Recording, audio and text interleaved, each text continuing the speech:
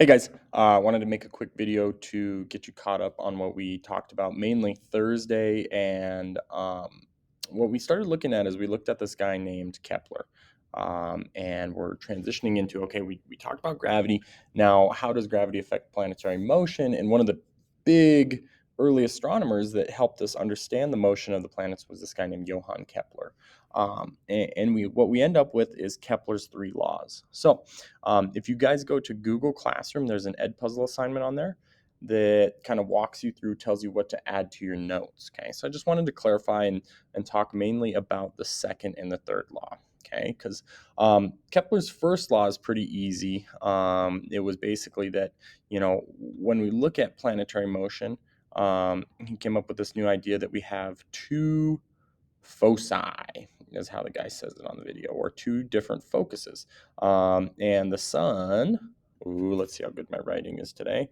Whoa, the sun is at one of those focuses. And then the planet is going to orbit the sun, not in a perfect circle, but in an ellipse. Okay. Wow, that's bad.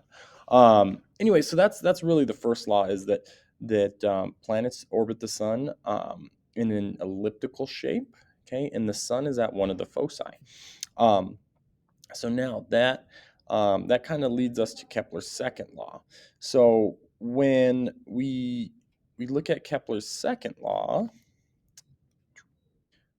here we go.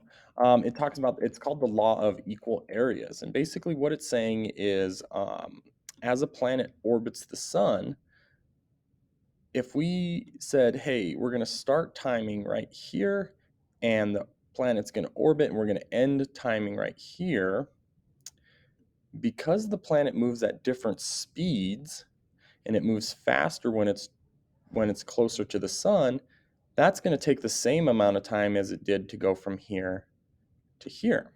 Okay, and then so if we had this imaginary line connecting the sun with the path that the planet traveled, this blue area here is actually the exact same amount of area here.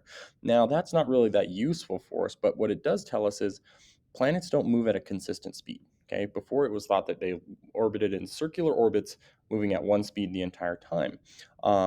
Kepler's second law, really the most useful thing is that it lets us know that planets actually kind of speed up and slow down depending on where they're at in their orbit.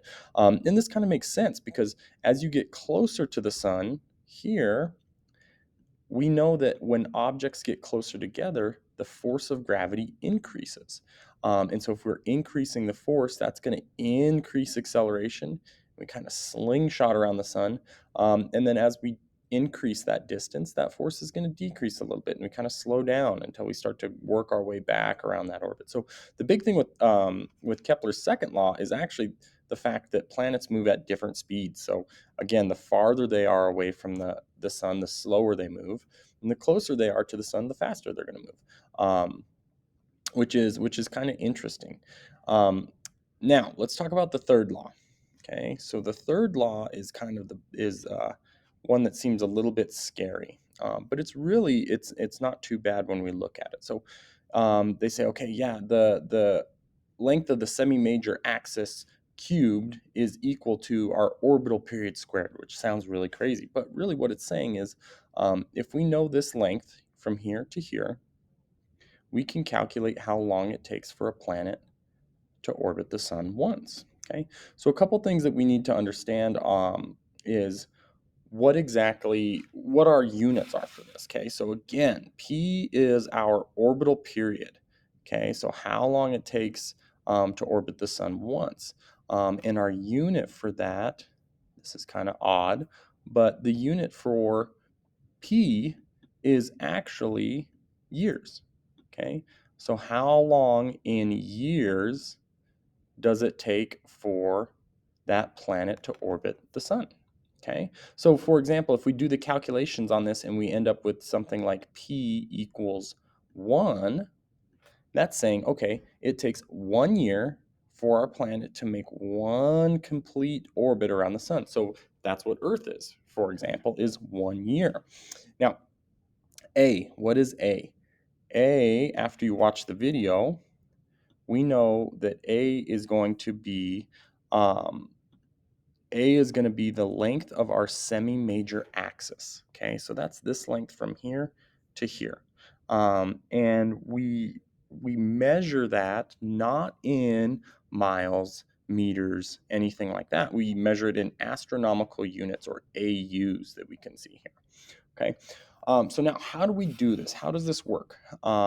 When we look at this, we might see something that says like, hey, Mars has a length of its semi-major axis, or its semi-major axis is a length of 1.5 AUs. Okay, whoa, I need to get a stylist or something. So how do we do this? How do we use this equation? Okay, so it's two steps. So what we need to do is cube it, okay, and then square root it. So I'll show you what that looks like. Okay, so when we say, okay, p squared is equal to 1.5 cubed, right? And so if you're saying, Mr. Harthan, how'd you get that? I simply plugged in the length of my semi-major axis to A, okay? So now we have this. So our first step then is to cube this number, okay? So we just do 1.5 cubed, okay? So that's our first step. So we end up with p squared equals 1.5. Oops, ooh, I lied. I lied. Ooh, I didn't want to erase all of that. But p squared equals, after we cubed it, 3.375. Okay. Now, this is the kind of the last, only tricky part about this is how do we undo this squared, right? We want to get rid of the squared here, and we need to do the same thing to this side as we do to this side. So to undo a squared, we do what's called the square root, right? So it looks like that. So we need to square root both sides. So really what we say is, okay, we need to square root this.